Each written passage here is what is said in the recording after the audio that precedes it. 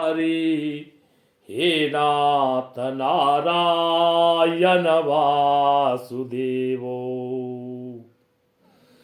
श्री कृष्ण गोविंद हरे मुरारी हे नाथ नारायण वासुदेवो। कार्तिक मास की रामा और प्रबोधनी एकादशी महात्म्य। युधिष्ठिर ने पूछा, जनार्दन मुझ पर आपका स्नेह है, आप कृपा करके बताएं कि कार्तिक के कृष्ण पक्ष में कौन सी एकादशी होती है। भगवान श्री कृष्ण बोले,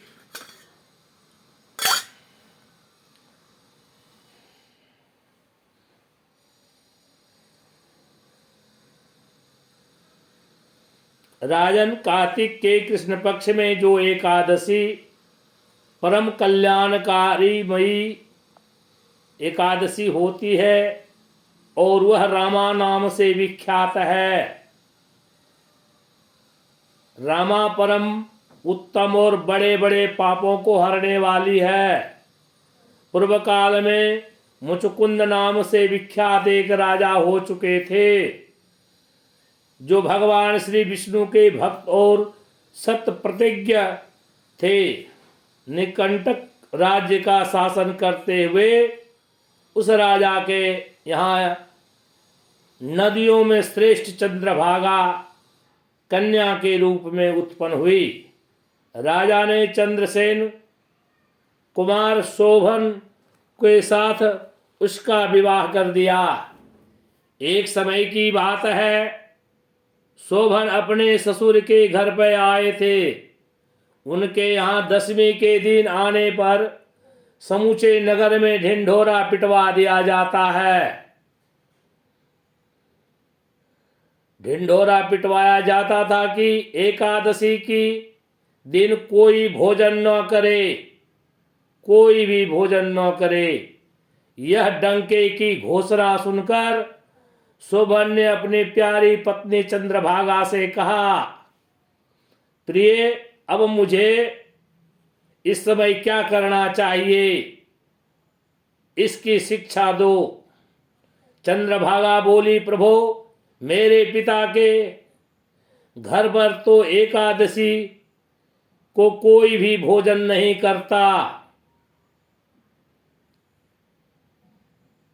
कोई भी भोजन नहीं कर सकता। हाथी, घोड़े, हाथियों के बच्चे तथा अन्य अनायास पशु भी अन्न, घास तथा जल का त्याग, जल तक का आहार नहीं करते।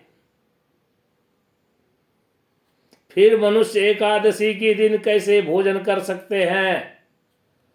प्राणनाथ, यदि आप भोजन करेंगे तो आपकी बड़ी निंदा होगी।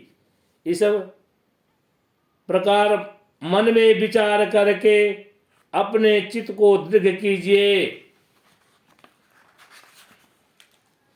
शोभन ने कहा, प्रिय, तुम्हारा कहना सत्य है, मैं भी आज उपवास करूंगा।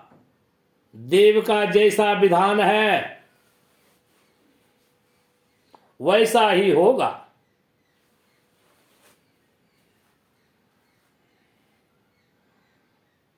भगवान श्री कृष्ण कहते हैं, इस प्रकार का दृढ़ निश्चय करके शोभन ने व्रत के नियम का पालन किया। क्षुधा से उनके शरीर में पीड़ा होने लगी, अतः वह अपने दुखी हुए। भूख की चिंता में पड़े पड़े सूर्यास्त हो गया। रात्रि आई। जो हरि पूजा परायण तथा जागरण में आसक्त वैष्णव मनुष्यों को हर्ष बढ़ाने वाली थी, परंतु वही रात्रि शोभन के लिए अत्यंत दुखदायिनी हुई। सूर्योदय होते उनका प्राणांत हो गया। राजा मुचुकुंद ने राजोचित काठों से शोभन का दाह संस्कार कराया। चंद्रभागा पति का पारलौकिक कर्म करके पिता के ही घर पर रहने लगी। नृपश्रेष्ठ, रामा नाम का एकादशी के व्रत के प्रभाव से शोभन मंदराचल के शिखर पर बसे हुए परम रमणीय देवपुर को प्राप्त हुआ। वहां शोभन द्वितीय कुबेर की भांति शोभा पाने लगा। राजा मुचुकुंद ने नगर में शोभन शर्मा नाम से विख्यात एक ब्राह्मण रहते थे। वे तीर्थ यात्रा के प्रसंगों से घूमते हुए कभी मंदराचल पर्वत पर गए। वहां उन्हें शोभन दिखाई दिए। राजा के दामाद को पहचान कर वे उनके समीप गए। शोभन भी उस समय द्विज श्रेष्ठ शोभन शर्मा को आया जानकर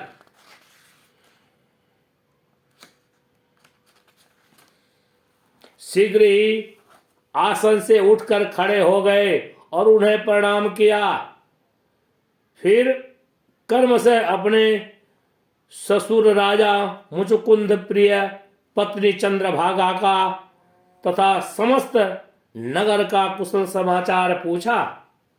शोभन शर्मा जी ने कहा, राजन वहां सब कुछ कुशल है। यहाँ तो अद्भुत आश्चर्य की बात है। ऐसा सुंदर और विचित्र नगर तो कहीं भी किसी ने भी नहीं देखा होगा। बताओ तो सही, तुम्हें इस नगर की प्राप्ति कैसे हुई? शोभन शर्मा जी बोले, द्विजेंद्र कार्तिक के कृष्ण पक्ष में जो रामा नाम की एकादशी होती है, उसी का व्रत करने से मुझे ऐसे नगर की प्राप्ति हुई है। ब्राह्मण, मैंने श्रद्धाहीन होकर इस उत्तम व्रत का अनुष्ठान किया था, इसलिए मैं ऐसा मानता हूं कि यह नगर सदा स्थिर रहने वाली नहीं है। आप मुचुकुंद की सुंदरी कन्या चंद्रभागा से यह सारा वृत्तांत कहिएगा। शोभन की बात सुनकर शोभन शर्मा ब्राह्मण मुचुकुंदपुर में गए और वहां चंद्रभागा के सामने उन्होंने सारा वृत्तांत का सुनाया। शोभन शर्मा जी बोले, सुबह मैंने तुम्हारे पति को प्रत्यक्ष देखा है तथा इंद्रपुरी के समान उनके दुधर्व नगर का भी अवलोकन किया है। वे उसे अस्थिर बतलाते थे, तुम उसको स्थिर बनाओ। चंद्रभागा ने कहा, ब्रह्म ऋषि, मेरे मन में पति के दर्शन की लालसा हो रही है, लालसा लगी हुई है। आप मुझे वहां ले चलिए, मैं अपने व्रत के पुण्य से उस नगर के स्थिर बनाऊंगी। भगवान श्री कृष्ण बोले, हे राजन, चंद्रभागा की यह बात सुनकर शोभन शर्मा उसे साथ ले मंत्राचल पर्वत पर के निकट वामदेव मुनि के आश्रम पर गए। वहां ऋषि के मंत्र की शक्ति तथा एकादशी सेवन के